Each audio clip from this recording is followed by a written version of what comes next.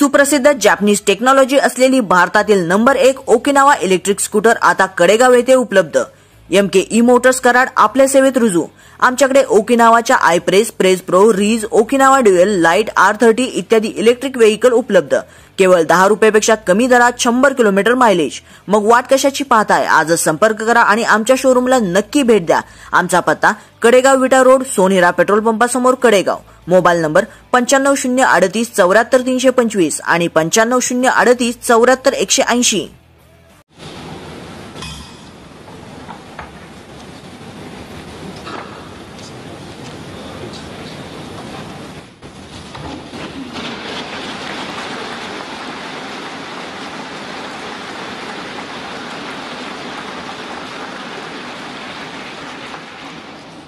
आदरणीय श्री रामनाथ कोविंद जी, उपराष्ट्रपति श्री M वेंकैया नायडू जी, प्रधानमंत्री श्री नरेंद्र मोदी जी, लोकसभा के स्पीकर श्री ओम बिरला जी, चीफ जस्टिस NV रमन्ना जी, सम्मानित सांसदगण, अन्य महानुभावों, देवियों और स्वजनों तथा मेरे प्यारे देशवासियों, सभी को जोहार।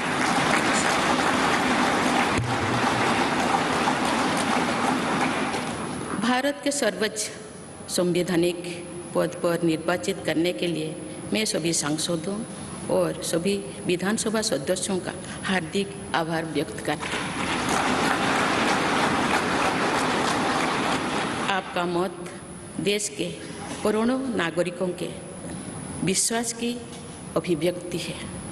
मैं भारत के समस्त नागरिकों की आशा, आकांक्षा और अधिकारों की प्रतीक इस पवित्र संसद से सभी देशवासियों का पूरी विनम्रता से अभिनंदन करती हूँ।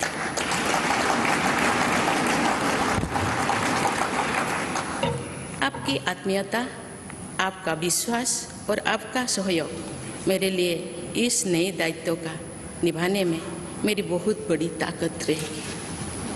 मुझे राष्ट्रपति के रूप में देश ने एक ऐसे महत्वपूर्ण कालखंड में चुना है जब हम अपनी आज़ादी का अमृत महोत्सव मना रहे हैं।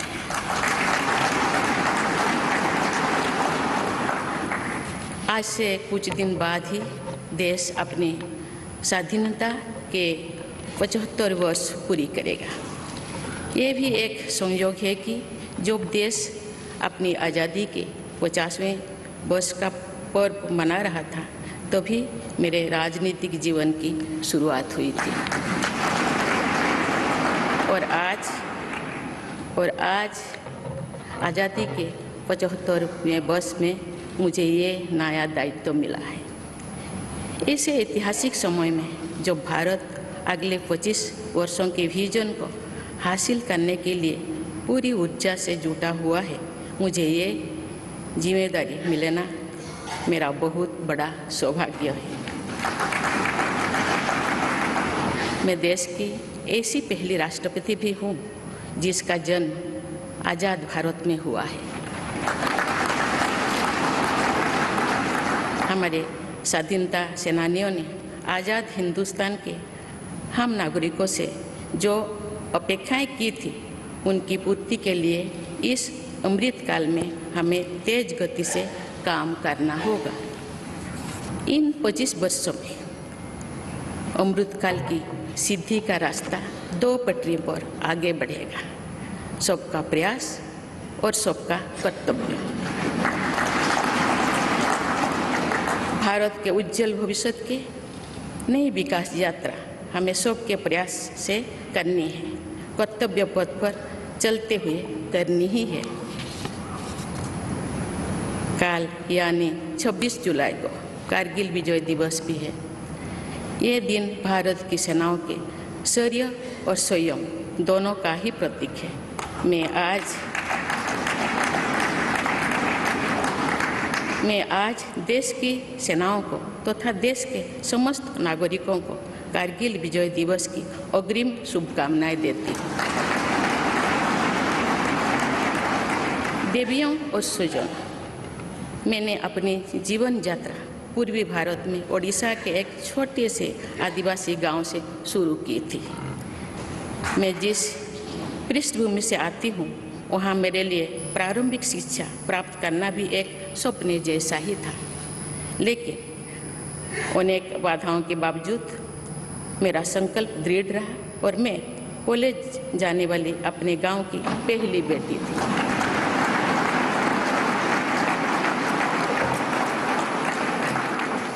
मैं जनजातीय समाज से हूँ और वार्ड काउंसिलर से लेकर भारत की राष्ट्रपति बनने तक का अवसर मुझे मिला है। ये लोकतंत्र की जननी भारतवर्ष की महानता है। ये हमारे लोकतंत्र की ही शक्ति है कि उसमें एक गरीब घर के पैदा होने बेटी, दूर सुदूर आदिवासी क्षेत्र में पैदा हुई बेटी भारत के सर्वोच्च संवैधानिक पद तक पहुंच सकती है। राष्ट्रपति के पद पहुंचना मेरी व्यक्तिगत उपलब्धि नहीं है, ये भारत की प्रत्येक गरीब की उपलब्धि है। मेरा निर्वाचन इस बात का सबूत है कि भारत में गरीब सपने भी देख सकता है और उन्हें पूरा भी कर सकता है।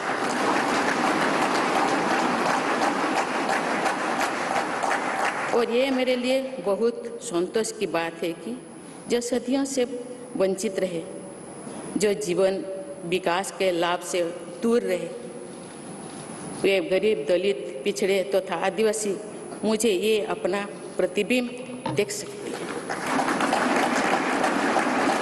मेरे इस निर्वाचन में देश के गरीब व का आशीर्वाद शामिल है। देश की करोड़ों महिलाओं और बेटियों के सपनों और सामर्थ्य की झलक है।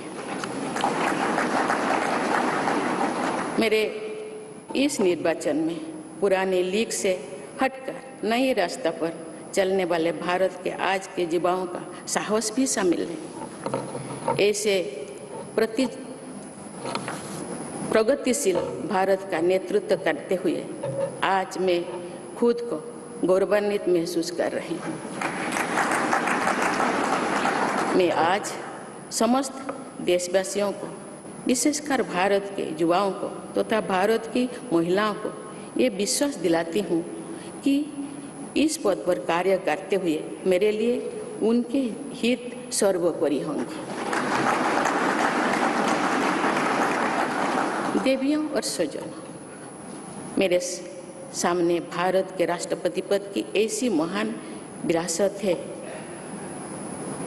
जिसने विश्व में भारतीय लोकतंत्र की प्रतिष्ठा का निरंतर मजबूत किया है। देश के प्रथम राष्ट्रपति डॉक्टर राजेंद्र प्रसाद से लेकर श्री रामनाथ कोविंद जी तक अनेक विभूतियों ने इस पद को सुशोभित किया है।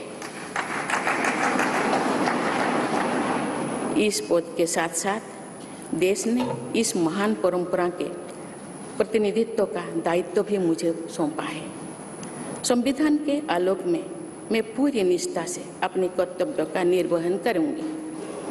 मेरे लिए भारत के लोकतांत्रिक सांस्कृतिक आदर्श और सभी देशवासी हमेशा मेरे ऊर्जा के स्रोत रहेंगे। देवियों और स्वजनों, हमारे संवैधानिक संग्राम में, स्वाधीनता संग्राम में एक राष्ट्र के तौर पर भारत की नई यात्रा की रूपरेखा तैयार की है। हमारा स्वाधीनता संग्राम उन संघर्षों और बलिदानों की अविरल धारा है जिसने आज़ाद भारत के लिए कितनी ही आदर्शों और संभावनाओं की सिंचा था। पूज्य बापू ने हमें स्वराज, स्वदेशी, स्वच्छता और सत्याग्रह द्वारा भारत के सांस्कृतिक आदर्शों की स्थापना का मार्ग दिखाया था। नेताजी सुभाष चंद्र बोस, नेहरू जी, सरदार पटेल, बाबा साहेब अम्बेडकर, भगत सिंह, सुखदेव, राजगुरु, चंद्रशेखर आजाद जैसे अनगिनत स्वाधीनता सेनानियों ने हमें राष्ट्र के स्वाभिमान को सर्वोपरि रखने की शिक्षा दी थी। रानी लक्ष्मीबाई, रानी वेलु नाचियार, रानी गाईदिन्लु और रानी चेन्निमा जैसी अनेकों वीरांगनाओं ने राष्ट्र इच्छा और राष्ट्र निर्माण में नारी शक्ति की भूमिका को नई ऊर्जा दी है। संथाल क्रांति, पाइक क्रांति से लेकर कोल क्रांति और भील क्रांति ने स्वतंत्रता संग्राम में आदिवासी योगदान को और सशक्त किया। सामाजिक उत्थान एवं देश प्रेम के लिए धरती आबा भगवान बिरसा मुंडा जी के बलिदान से हमें प्रेरणा मिली थी। मुझे खुशी है कि आज़ादी की लड़ाई में जनजातीय समुदाय के योगदान को समर्पित अनेक म्यूजियम देश भर में बनवाया जा रहा है। देवियों और स्वजनों, एक संसदीय लोकतंत्र के रूप में 75 वर्ष में भारत ने प्रगति के संकल्प को सहभागिता एवं सर्वसम्मति से आगे बढ़ाया है।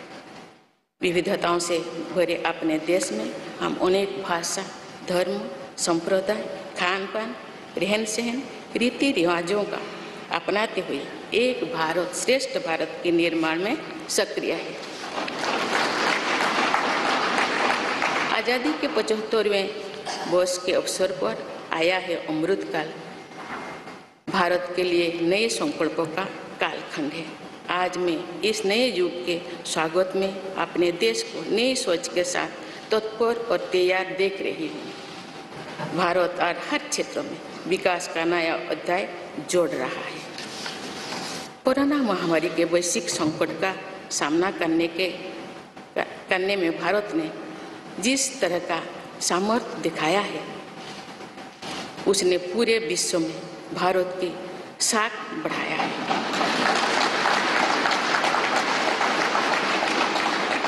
हम हिंदुस्तानियों ने अपने प्रयासों से न सिर्फ इस वैश्विक चुनौती का सामना किया, बल्कि दुनिया के सामने नई मापदंड भी स्थापित की। कुछ दिन पहले भारत ने कोरोना वैक्सीन की 200 करोड़ डोज लगाने का कीर्तिमान बनाया। इस पूरी लड़ाई में भारत के लोगों ने जिस संयम, साहस और सहयोग का परिचय दिया, वो एक समाज के रूप में हमारी बढ़ती हुई शक्ति और संवेदनशीलता का प्रतीक है। भारत ने इन मुश्किल हालात में न केवल खुद को संभाला, बल्कि दुनिया की मदद भी की। कोरोना महामारी से बने माहौल में आज दुनिया भारत को नए विश्वास से देख रही है। दुनिया की आर्थिक स्थिरता के लिए, सप्लाई चेन की सुगमता के लिए और वैश्विक शांति के लिए दुनिया को भारत से बहुत उम्मीदें हैं। आगामी महीनों में भारत अपनी अध्यक्षता में G20 ग्रुप की मेजबानी भी करने जा रही है। इसमें दुनिया के 20 बड़े देश भारत की अध्यक्षता में वैश्विक विषयों पर मंथन करेंगे। मुझे विश्वास है भारत में होने वाले इस मंथन से जो निष्कर्ष और नीतियां निर्धारित होंगे, उनसे आने वाले दशकों की दिशा तय होगी। देवियों और स्वजनों, दशकों पहले मुझे रायरंगपुर में श्री अरबिंदो इंटीग्रल स्कूल में शिक्षक के रूप में कार्य करने का अवसर मिला था। कुछ ही दिनों के बाद श्री अरबिंदो जी की 150वीं जन्म जयंती मनाई जाएगी। शिक्षा के बारे में श्री अरबिंदो के विचारों ने मुझे निरंतर प्रेरित किया है। जनप्रतिनिधि के रूप में विभिन्न पदों पर कार्य करते हुए और फिर राज्यपाल के रूप में भी मेरा शिक्षण संस्थानों के साथ सक्रिय जुड़ाव रहा है। मैंने देश के युवाओं के उत्साह और आत्मबल को करीब से देखा है। हम सभी के श्रद्धेय अटल जी कहा करते थे कि देश के युवा जब आगे बढ़ते हैं तो वे सिर्फ अपने ही भाग्य नहीं बनाते, बल्कि देश का भी भाग्य बनाते हैं।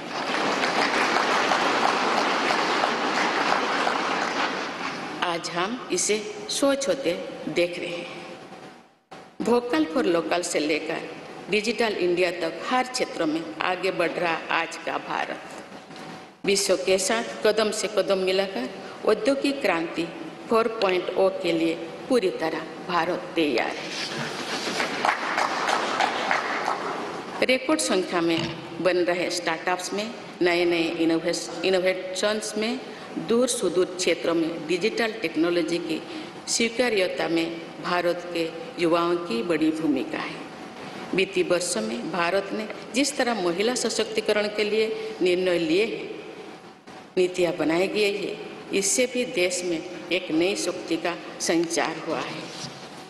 मैं चाहती हूँ कि हमारी सभी बहनें व बेटियाँ अधिक से अधिक सशक्त हो तथा वे देश के हर क्षेत्र में अपना योगदान बढ़ाती रहें।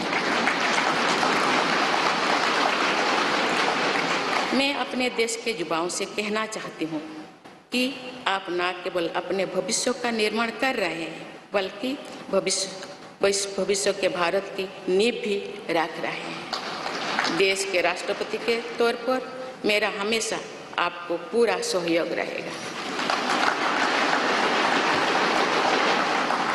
देवियों और सुजों, विकास और प्रगतिशीलता का अर्थ निरंतर आगे बढ़ना होता है, लेकिन साथ ही अपने अतीत का ज्ञान भी उतना ही आवश्यक है।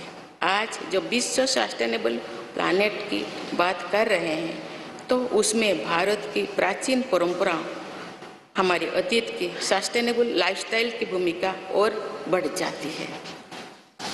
मेरा जन्म तो उस जनजातीय परंपरा से हुआ है जिसने हजारों वर्ष से प्रकृति के साथ तालमेल बनाकर जीवन को आगे बढ़ाया है। मैंने जंगल और जलाशयों के महत्व को अपने जीवन में महसूस किया है। हम प्रकृति से जरूरी संसाधन लेते हैं और उतनी ही श्रद्धा से प्रकृति से सेवा भी करते हैं। यहाँ संवेदनशीलता का आज वैश्विक अनिवार्यता बन गया है। मुझे इस बात की प्रसन्नता है कि भारत पर्यावरण संरक्षण के क्षेत्र में विश्व का मार्गदर्शक बन रहा है। देवियों और स्वजन, मैंने अपने अब तक के जीवन में जौन सेवा में ही जीवन की सार्थकता को अनुभव किया है। श्री जगन्नाथ क्षेत्र के एक प्रख्यात कवि भीम भोई जी की कविता की एक पंक्ति है, मो जीवन पचे नरके पड़ी थाउ जगत उद्धार।